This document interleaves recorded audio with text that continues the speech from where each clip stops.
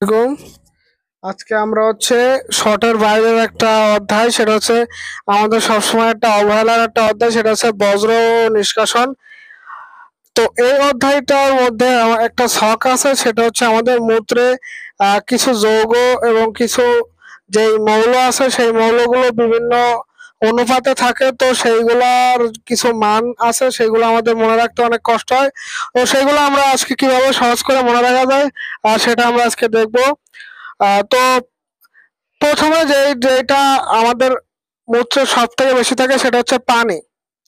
পানির পরে যেটা সব থেকে বেশি থাকে যে বজ্র পদার্থের মধ্যে, সেটা ইউরিয়া। ইউরিয়া ইউ রিয়া রিয়া শব্দটা কয়টা অক্ষর? রি আ দুইটা অক্ষর। এই কারণে ইউরিয়া 2% থাকে। ঠিক আছে। তারপর ম্যাগনেসিয়াম এবং ক্রিয়েটিনিন। দেখেন, ক্রিয়েটিনিন এবং ক্রিয়েটিন ক্রিয়েটিনিন এবং ক্রিয়েটিন, এখন দেখেন কোনটা বড়? অবশ্যই ক্রিয়েটিনিন বড়। এই কারণে ক্রিয়েটিনিন বেশি। এবং ক্রিয়েটিনিনকে যদি আমরা ভেঙে লিখি, তাহলে এখানে টোটাল 7টা বর্ণ আছে। ক, র, রস্বই, অন্তস্থ, এ, ট, দন্তন্য। সেক্ষেত্রে তাহলে এখানে 7টা বর্ণ আছে, তাহলে এখানে ক্রিয়েটিনিন মনে রাখবো আমরা 0.07। ঠিক আছে। এবং ক্রিয়েটিন ক্রিয়েটিন যেহেতু অক্ষর কম, তাহলে এটা কম আছে, তাহলে এটা মনে রাখবো 0.01। এবং তারপরে যেটা আছে সেটা কিটোন বডিস। বডি বলতে বাই বাই মানে কি 2, তাহলে অপশনে যেটার মধ্যে 0.02 থাকবে সেটা আমরা অ্যান্সার দেখাই দেবো। তারপর দেখেন ক্যালসিয়াম। ক্যালসিয়াম কে আমরা ইংরেজিতে কিভাবে লিখি? CA calcium. এখন ক্যালসিয়ামের সি ইংরেজিতে কত নাম্বার অ্যালফাবেট? অবশ্যই 3 নাম্বার অ্যালফাবেট। তাহলে এটা আমরা এভাবে মনে রাখতে পারি যে ক্যালসিয়াম আছে 0.03।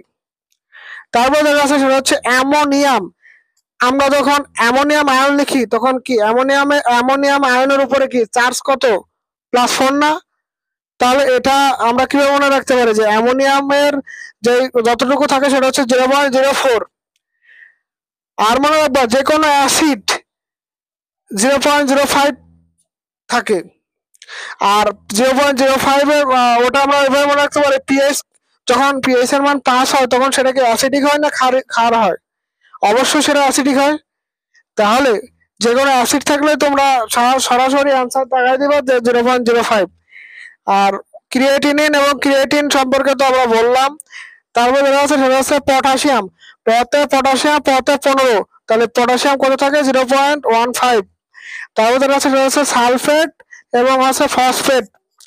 সালফেট এবং ফসফেট আমরা এভাবে মনে রাখতে পারি, সেটা 9 এর গুণিতক।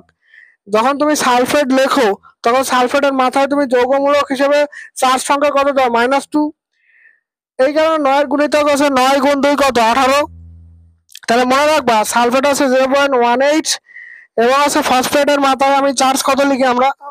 -3। তাহলে ফসফেট কত হচ্ছে? 9 × 3, তাহলে কত হচ্ছে? 27। তাহলে ফসফেট কত আছে? 0.27। তো তারপরে যেটা আছে সেটা সোডিয়াম এবং ক্লোরাইড।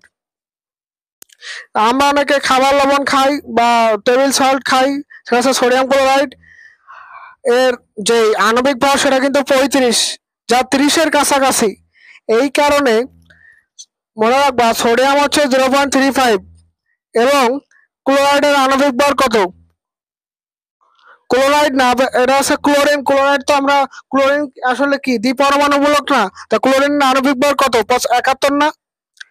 সেক্ষেত্রে 71 কিন্তু ওই 60-এর আশেপাশেই। এই কারণে কোশ্চেনে যখন অ্যান্সার করবা দেখবা ক্লোরাইড যখন 60 বা 70-এর আশেপাশে থাকবে তখন সেটা অ্যান্সার দেখাই দিবা। তাহলে ক্লোরাইড কত? 0.60। তো এইভাবেই যেই চারটা ছিল এই চারটা তোমরা এভাবে মনে রাখার চেষ্টা করবা। তো আরো যদি কোনো অধ্যায়ের কোনো ছক তোমাদের মনে রাখতে কষ্ট হয় তাহলে অবশ্যই তোমরা কমেন্ট বক্সে আমাকে জানিয়ে দিবা, এবং আমি এই ছকটা নিয়ে পরবর্তীতে তোমাদের সামনে আরো কথা বলবো। তো আজকে এই পর্যন্তই। ভিডিওটি ভালো লাগলে অবশ্যই বন্ধুদের মাঝে শেয়ার করবা। তো আজকে পর্যন্ত, আসসালামু আলাইকুম রহমতুল্লাহ। সবাই ভালো থেকো।